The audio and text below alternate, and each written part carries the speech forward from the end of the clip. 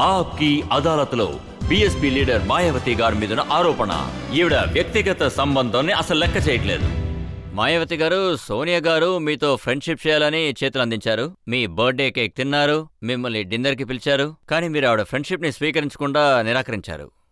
నేనందరితోనూ స్నేహంగా ఉండాలని అనుకుంటాను. కానీ స్నేహం పేరుతో బహుజన్ సమాజ్కి ప్రాఫిట్ ఎక్కడుందో ముందు చూడాలి. అందుకని బహుజన్ సమాజ్కి ప్రాఫిట్ లేని చోట స్నేహం ఉండి కానీ ప్రయోజనం మహారాష్ట్రలో లేదు. ఆ చూసారంటే మహారాష్ట్రలో ఆ స్నేహం కంటే బీఎస్పీ ప్రాఫిట్కే ముఖ్యత్వం ఇస్తారు. మహారాష్ట్రలో ఎన్నికలు జరుగుతున్నాయి. మీరు సపరేట్గా మీ క్యాండిడేట్ని నిలబెడితే అప్పుడు కాంగ్రెస్తో పోటీ చేయడానికి కాంగ్రెస్ వాళ్ళ క్యాల్కులేషన్ ఏంటంటే మీ తరపున ఎంతమంది క్యాండిడేట్స్ నిలబడుతున్నారో అంత లాభం బీజేపీ వాళ్ళకి, శివసేన వాళ్ళకి వస్తుంది. సమీపంలో జరిగిన లోక్సభ ఎలక్షన్ తీసుకుంటే ఇప్పుడే ఉత్తరప్రదేశ్లో జరిగింది. అందులో భారతీయ జనతా పార్టీలో 80 సీట్లో 10 సీట్లు దొరికాయి. 10 ఎంపీస్ని సెలెక్ట్ చేశారు. కాంగ్రెస్ నుంచి 9 మందిని సెలెక్ట్ చేశారు. అప్పుడు బీజేపీ కాంగ్రెస్ ని కలిపి 19 మందిని సెలెక్ట్ చేశారు. బహుజన్ సమాజ్ పార్టీకి వాళ్ళిద్దరికి సమానంగా 19 మంది వచ్చారు. కాంగ్రెస్ కి నష్టం ఏర్పడింది, బీజేపీకి లాభం వచ్చింది. నాకు వీటి గురించి ఏ బాధ లేదు. నాకు సంబంధించి బహుజన్ సమాజానికి ఏ లాభం దొరుకుతుంది? అలాగే మీరు బీజేపీ మీద పగ తీర్చుకోవాలని అనుకుంటున్నారు.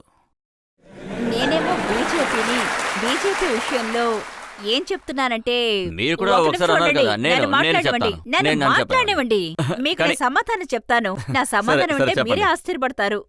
బీజేపీ మీద నేను పగ తీర్చుకున్నాను అంటే నేను పోయిన సంవత్సరం ఆగస్టు 25వ తారీఖున మొదటి మంత్రి పదవి నుంచి రాజీనామా చేశాను. ఆ తర్వాత బీజేపీ వచ్చి పగ తీర్చుకునేలాగా సెంట్రల్లో సర్కారీ మిషన్ని దుర్వినియోగం చేసి, సిబిఐని తప్పుగా వాడుకొని, జ్యుడిషియరీని తప్పుగా వాడుకొని, తాజ్ ప్రకారం కేసులోనూ నన్ను తప్పుగా ఇరికించి, అందువల్ల ఉత్తరప్రదేశ్లో మాత్రమే కాదు దేశం మొత్తం బహుజన్ సమాజం ప్రజలు ఒక నిర్ణయానికొచ్చారు. ఇలాంటి భారతీయ జనతా పార్టీని ఇక రూలింగ్ కి రానివ్వకూడదు అని. అందుకని చెప్పింది చేస్తాము అని ఇప్పుడు చూసారంటే BSP వాళ్ళు చేసి మిమ్మల్ని పార్టీలోంచి చూపించింది. రాజకీయాల తొలగించారు నుంచి కదా. బయటకు ఆ తర్వాత పంపించేశారు. సరి సమానం అయింది. వాళ్ళు నన్ను పంపించలేదు, నేనే స్వయంగా రాజీనామా చేసొచ్చాను. బీజేపీ నన్ను వాళ్ళు పంపించలేదు. ఎలాంటి పరిస్థితిని అవునే, ఏర్పరిచారు? బీజేపీ అటువంటి పరిస్థితి ఏర్పరిచారు. బీజేపీ మంచిని నేను దృష్టిలోకి తీసుకొని ముఖ్యమంత్రి పదవి నుంచి నేనే రాజీనామా చేశాను. వాళ్ళను కానీ పంపించలేదు. మీరేమో- కానీ వాళ్ళు చేసిన తప్పులకి పగ తీర్చుకున్నట్టుగా చేశారు. సెంట్రల్ నుంచి వాళ్ళని రాజకీయాల నుంచి బయటికి పంపించేశాం. కానీ మాయావతి మేడం గారు, మీరే అలాంటి బంధాలను ఏర్పరిచారు. అటల్ బిహారీ వాజ్పేయి గురించి చెప్పారు, మీరు ఆయనకి రెండో కూతురు లాంటి వారని. తాజ్ ప్రకారం కేసులో కూడా నేను ఈ విషయమే చెప్పాను. అంటే మీరు నన్ను మీ కూతుర్లా అనుకున్నారు అంటే తాజ్ ప్రకారాన్ని మీరు కారణంగా చూపించి నన్ను, నా బంధువుల్ని ఇన్కమ్ ట్యాక్స్ డిపార్ట్మెంట్ ని పెట్టి ఎంక్వైరీ చేస్తున్నారు అంటే మీరు ఇంకొక కూతుర్ని కూడా ఎంక్వైరీ చెయ్యాలి. అప్పుడే మీకు తెలుస్తుంది మీ సొంత కూతురుకి ఎన్ని ఆస్తులున్నాయి. మీ బంధువుల ఆస్తులు కూడా ఎంక్వైరీ చెయ్యాలి. అలాగే నా ఆస్తులు కూడా ఎంక్వైరీ చెయ్యాలి. అప్పుడే నీళ్లు పాలు వేరువేరు అవుతాయి. కూతురని చెప్పిన ఆయన్నే మీరు అస్సలు వదిలిపెట్టలేదు. సార్, ఇక నిజంగానే మీరు ఒక తండ్రి బాధ్యతని అటల్ బిహారీ వాజ్పేయి గారు కరెక్ట్గా చేసుంటే, నిజంగా చెప్తున్నాను, నేను ఆయన విషయంలో అలా ప్రవర్తించేదాన్ని కాదు. ఆయన చేసిన విషయానికి సమాధానం చెప్పాను. మీరు రాసిన ఆ ఉత్తరాన్ని అప్పుడు ప్రధానమంత్రిగా ఉన్న వాజ్పేయి గారికి పంపించారు. చూడండి, అందులో మీరు ఏం రాశారంటే, బీజేపీలో 2 గ్రూప్స్ ఉన్నాయి, ఒక గ్రూప్ ప్రభుత్వం ముందుకు వెళ్లాలనుకుంటుందని రాశారు.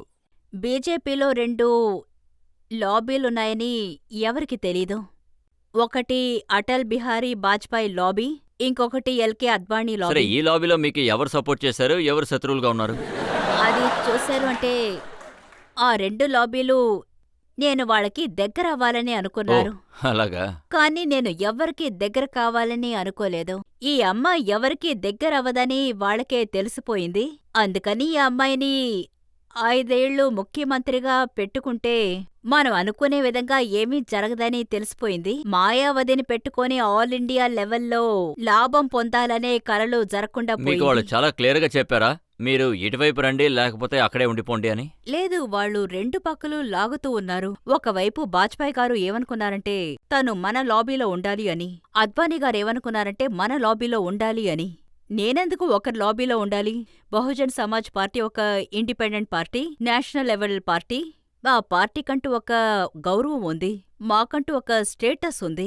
అటువంటప్పుడు మేమెందుకు వాళ్ళ లాబీకి వెళ్ళాలి? లాబీ ఉంటే ఉండనివ్వండి, ఇప్పుడు ఒక 2 లాబీలే ఉన్నాయి. రేపు 5, 6 వెళితే మా పార్టీకి అది లాభమే కదా. ఎన్ని ఎక్కువ లాబీస్ ఉంటే, ఎన్ని ఎక్కువ గ్రూపిజమ్స్ ఉంటే అక్కడ అన్ని ఎక్కువ గొడవలుంటాయి. అప్పుడు లాభం మాకే కదా. లాబీలెక్కువ చేస్తే సంతోషమే. మాయావతి మేడం, ఇలాంటి లాబీ అలాగే గొడవలు బీఎస్పీలో కూడా జరుగుతూ ఉంటాయి కదా. చాలా మంది లీడర్స్ ఉన్నారు. ఉదాహరణకి బుల్సింగ్ బరయ్య ఎంపీలో పార్టీ మొదలుపెట్టారు, ఆయన పార్టీ వదిలి వెళ్ళిపోయారు. మీరు ఎవరి గురించి మాట్లాడుతున్నారు? ఎవరు బీఎస్పీని వదిలేసి ఒంటరిగా వెళ్లారు?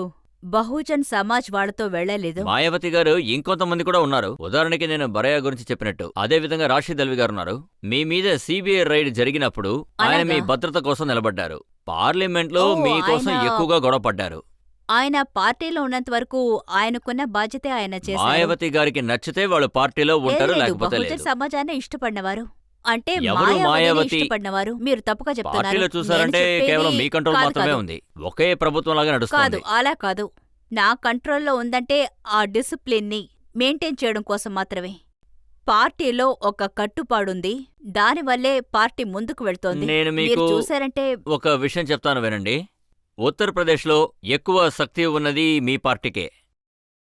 5 ఏళ్లలో మీరు 6 నాయకుల్ని మార్చేశారు.